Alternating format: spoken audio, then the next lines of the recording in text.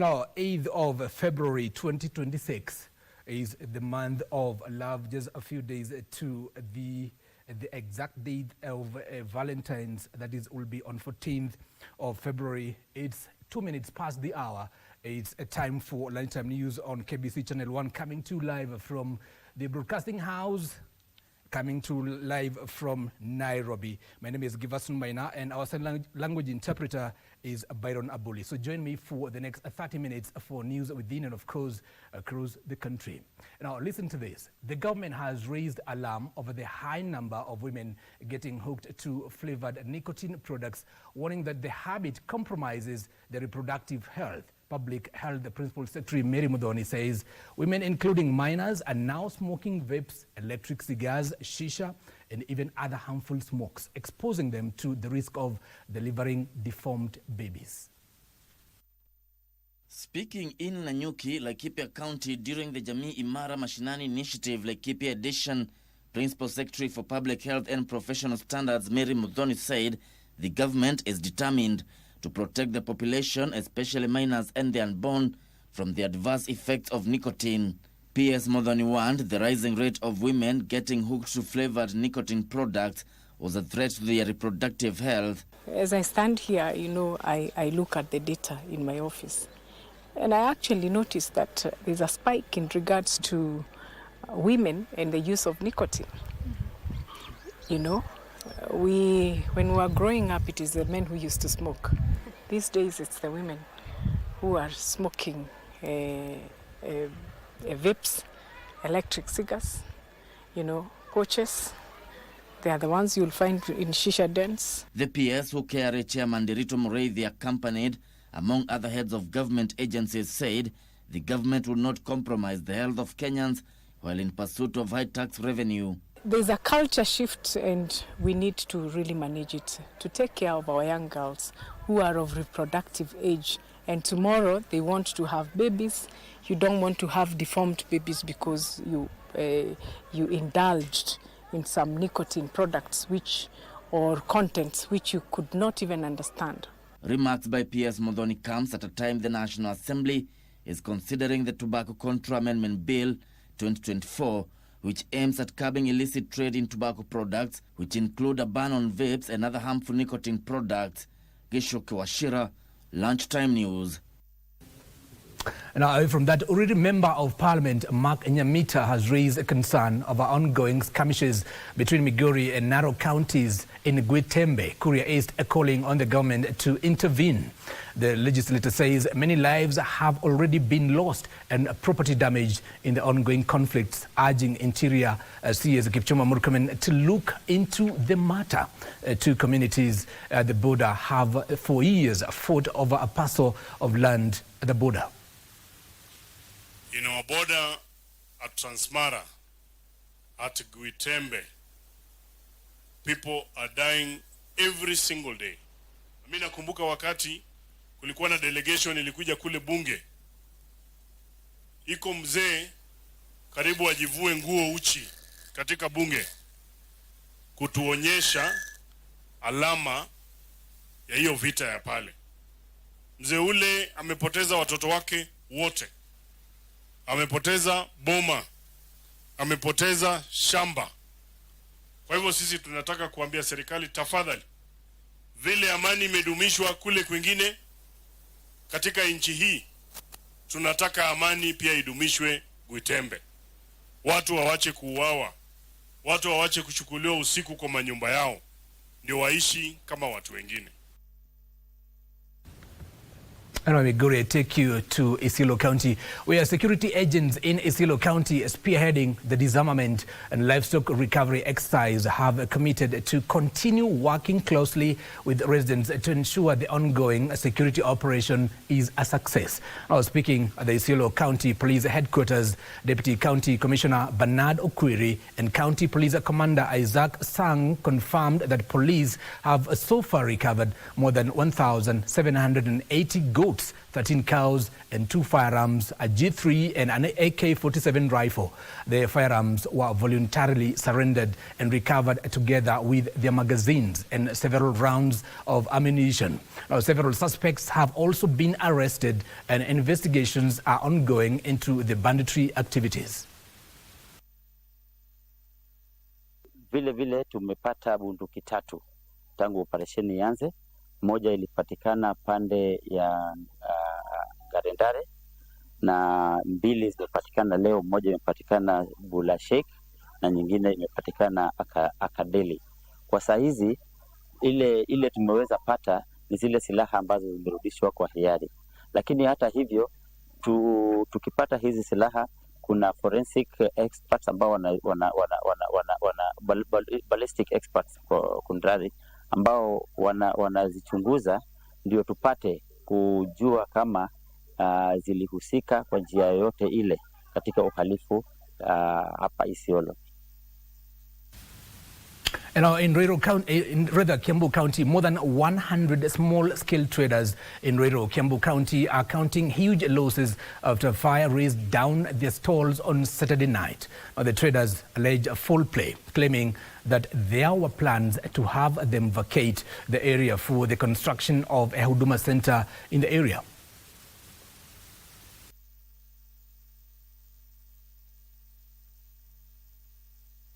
Akaleta report ingine from Monday watabomolewa hapa. Leo wakakuja saa 8. Wakikuja wakiwa na mapikipiki, gari iko nyuma.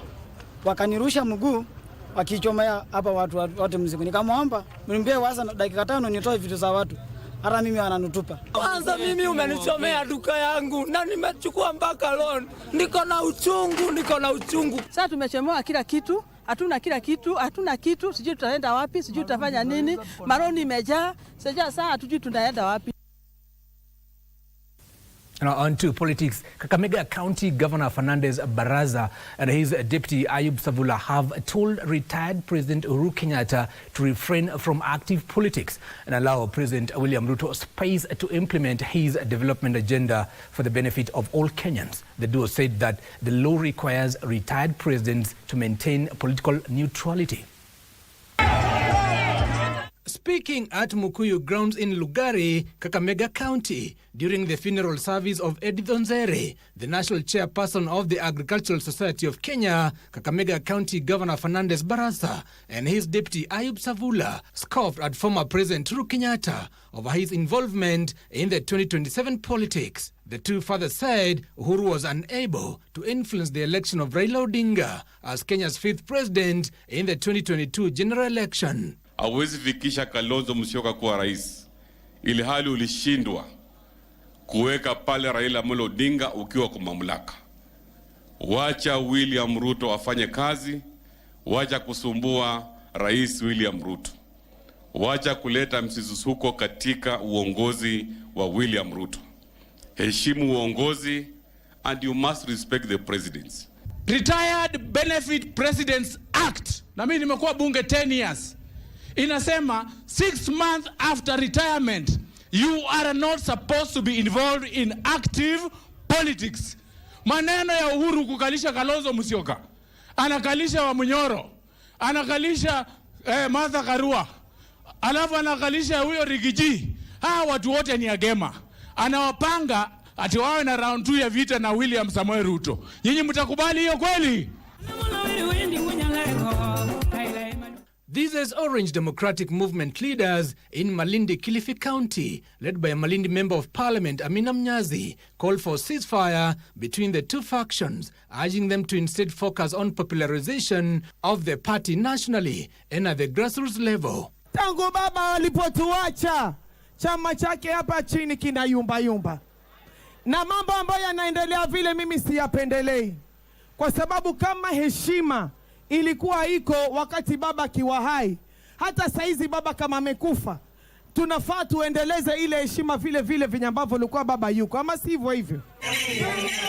However, in a separate event, ODM member Okech Salah, a new entrant in the political circles, criticized ODM Secretary General Edwin Sifuna over reported threats to resign should the party formally align with the United Democratic Alliance, terming the move hypocritical. Salah said Sifuna was part of the UDA ODM 10-point agenda. Mimi naona ya kuwa ni unafiki fulani hapo, manake hii 10 points agenda yeye mwenyewe ndiye alikuwa watu makandarasi waliotengeneza. Sasa si kweli si angekuwa amejiuzulu, kwa sababu ilivyokuwa ikitengenezwa yeye alikuwa katika kandarasi waliotengeneza na hiyo 10 point agenda. Sasa ukisema utajiuzulu na hujajiuzulu, hiyo sio kudanganya wa Kenya. Meanwhile, PCA moderator Thegu Mutahi has called on the youth to register as voters ahead of the 2027 general elections. We know that the young people have been in forefront of asking for change. The only change that is constitutional is through the ballot. That can never happen if they are not registered as voters. So our people must. If you have young people in your home who are 18 and above. And that story takes us to a very short commercial break. Don't go too far. Still so much more coming your way.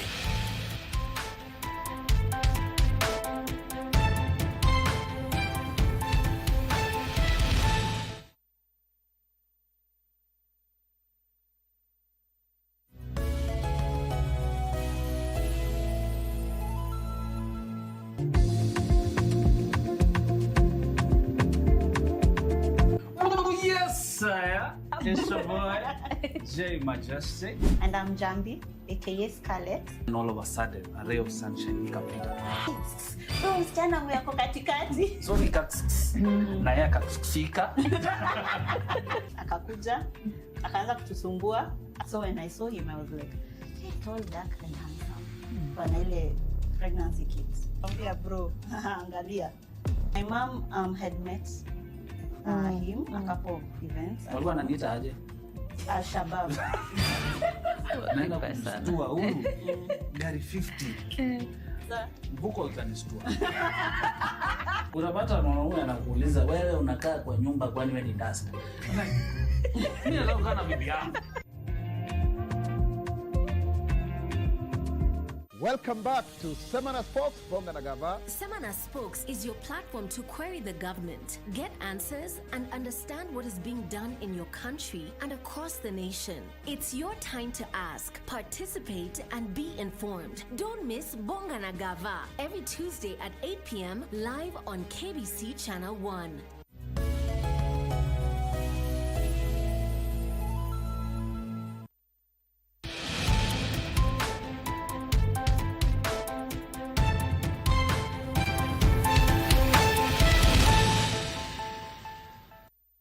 Welcome back. You're watching Lunchtime News on KBC Channel 1. And our efforts to end discrimination and promote inclusivity for women and persons living with disabilities have been stepped up in Kilifi County through a series of community-based programs targeting vulnerable groups. Now, in Marafa area of Magarini sub-county, the county government in partnership with Action Aid Kenya has opened a resource and protection center to support survivors of GBV. Now, according to Sauti ya Wanawake Magarini chairperson Maslin Kadi, the safe house has already received 12 sexual and gender-based violence survivors with active court cases. Meanwhile, the county has also passed legislation aimed at protecting the rights of persons living with disabilities, with more government services now being tailored to meet their needs.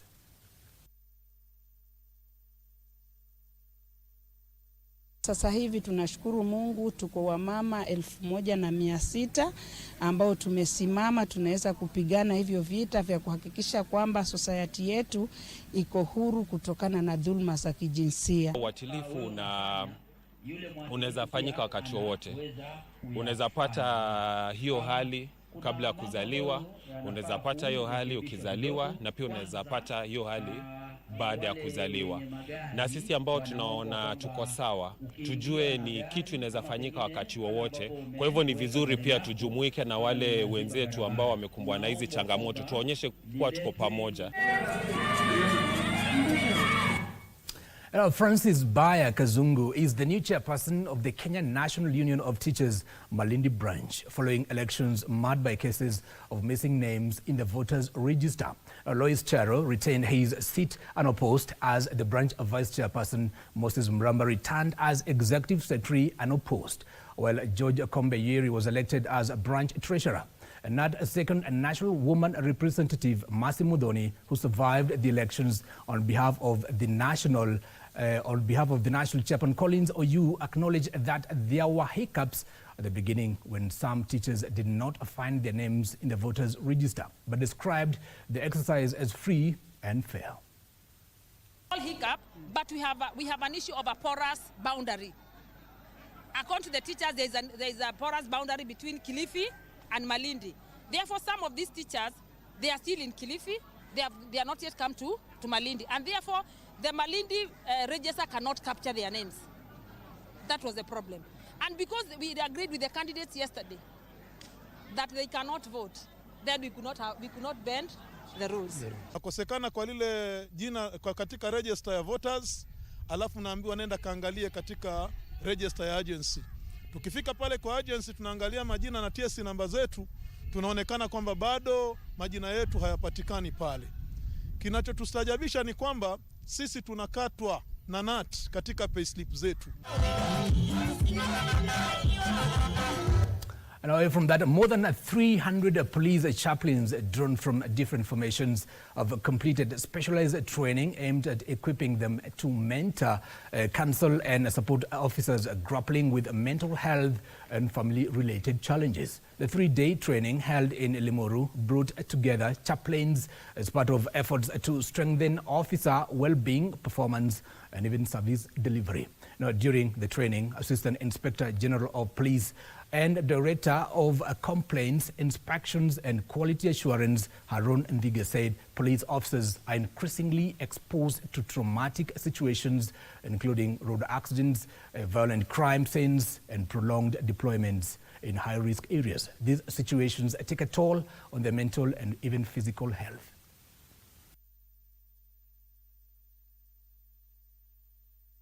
You find that somebody can be charged mentally in view of what he has undergone.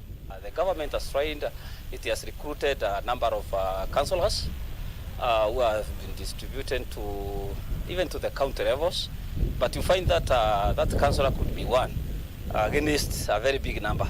So we cannot say that they are enough, but the government has tried. I'm calling upon our officers not to remain behind with their problems, but to visit our counsellors, to visit even their commanders. Let's speak out the issues that they have so that they can be assisted.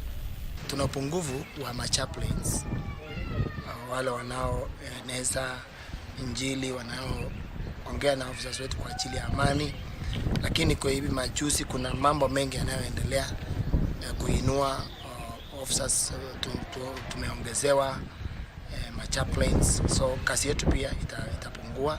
We're here to encourage them and help them and lift them up and help them when they leave here to be better suited for public service, and we're encouraged by what we've seen so far. Now I take you to county number 009. Mandera County has launched the 450 million shillings Elimu kwa Wote bursary fund for the financial year 2025-2026. Mandera County government has intensified its investment in education, disbursing a total of 1.702 billion shillings in bursaries over the past 4 financial years, benefiting more than 120,000 learners across secondary schools, universities, and even colleges. Mandera County Governor Mohammed Khalif, who launched the Elimu kwa Wote bursary fund at the Moi Girls Senior School, noted that the impact of the county's sustained investment in education is already evident in improved school transition rates. Students have praised the initiative, saying it comes at a critical time when the region is grappling with a prolonged drought, which has severely strained household incomes.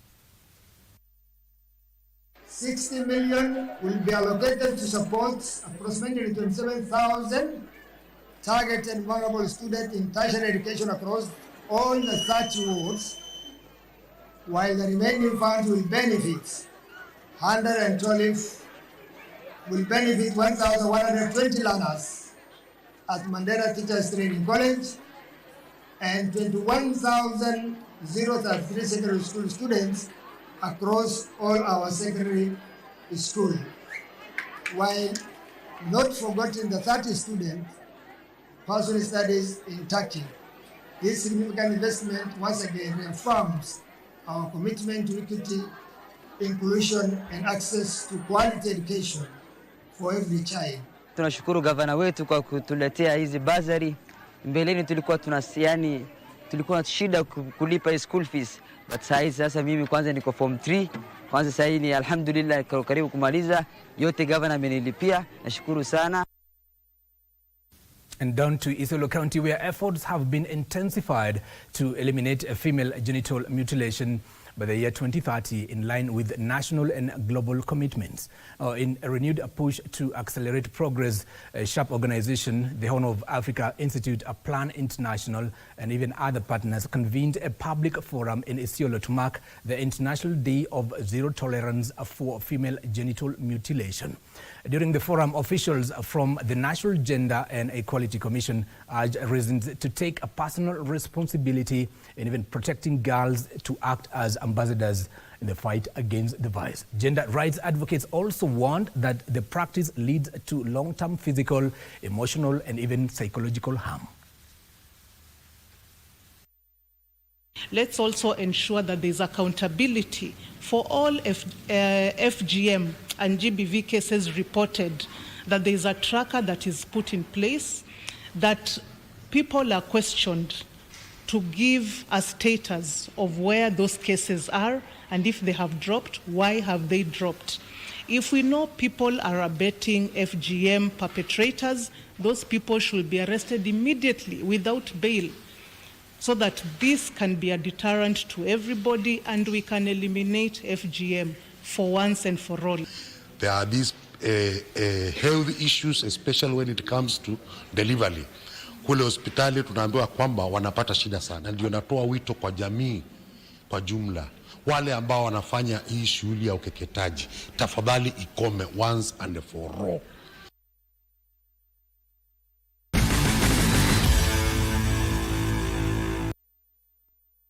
And now let's get sporty. 2 Kenyan badminton teams have left the country for international competitions, one to the All Africa Senior Championship in Botswana and another to the World Para Badminton Championships in Bahrain. The Kenyan players are using the 2 high-profile events as a stepping stone towards qualification to the 2028 Los Angeles Olympics and Paralympics.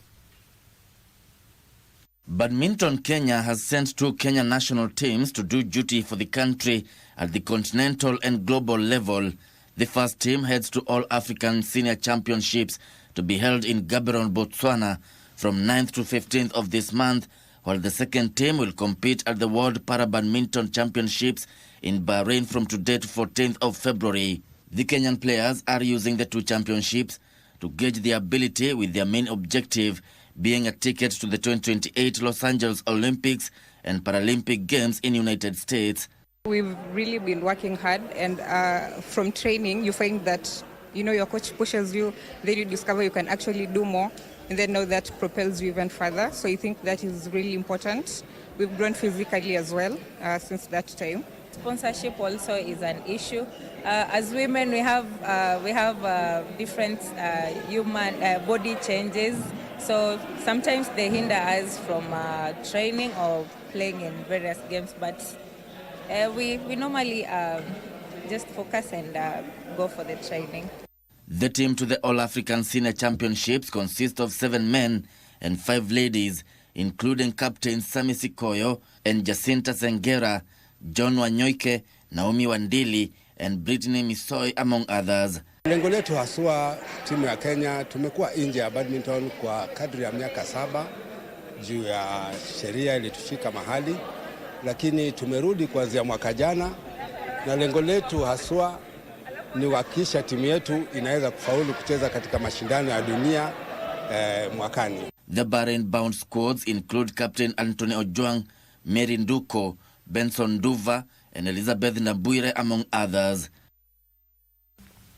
Now, over 350 swimmers competed at the Mseto Sports Swimming Championship in Mombasa, turning the pool into a high-energy arena of speed, grit, and even determination. The event attracted over 15 teams from across the country, bringing together schools and clubs in a fiercely competitive yet celebratory showcase of youth swimming talent. Aga Khan Academy Mombasa emerged overall winners of the Mseto Sports Swimming Championship in Mombasa with an impressive 671 points, followed by Loreto Convent School with 508 points, while Malindi Little Angels secured third position after a strong showing throughout the meet. The tight competition across multiple events produced thrilling finishes and a wave of personal best from swimmers across all age categories. The event was organized with the aim of nurturing young talent, promoting discipline, and creating pathways for athletes to grow beyond school-level competitions. The action continues with the Mseto February Sports Festival Championship, set to take place on the 14th of February at MSB Educational Institute, promising another exciting showcase of young talent, competitive spirit, and top-tier school sports action. Now to the international front, Cole Palmer's first half-trick saw Chelsea beat bottom place Wolves 3-1 at the Molineux Stadium last night. The win saw Chelsea move up to 5th position on the table with 43 points, just 1 point behind rivals Manchester United. And he's out-muscled him and outpaced him. Yes, and Mosquera, João Pedro. Chelsea defeated Wolves 3-1 last night. The keepers left the first one. And the It's been all us, all the best play, all the combinations, and the threat behind again from Cucurella. What an angle he's found there. Palmer! Oh, yes. Very nearly an outstanding goal. Oh. Well, there's the flick. And there's Tolu. In La Liga, Spanish giants Barcelona continued with their impressive form by beating Mallorca 3-0.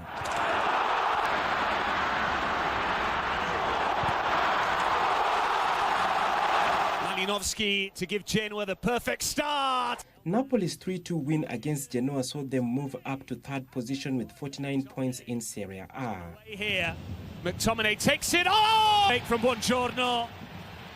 Colombo's running away. Colombo! Gutierrez. This is Vergara. He's gone down. Højlund to win it. Balo unlucky. Great performance there, but all glory goes to Manchester United as they beat Tottenham 2-0. It would have been worse if the Red Devils utilized all the chances they had. My name is Giverson Maina. Our sign language interpreter is Byron Abuli. But today we're having Liverpool facing Manchester City at 7:30. A game to watch. Have a great week ahead, folks.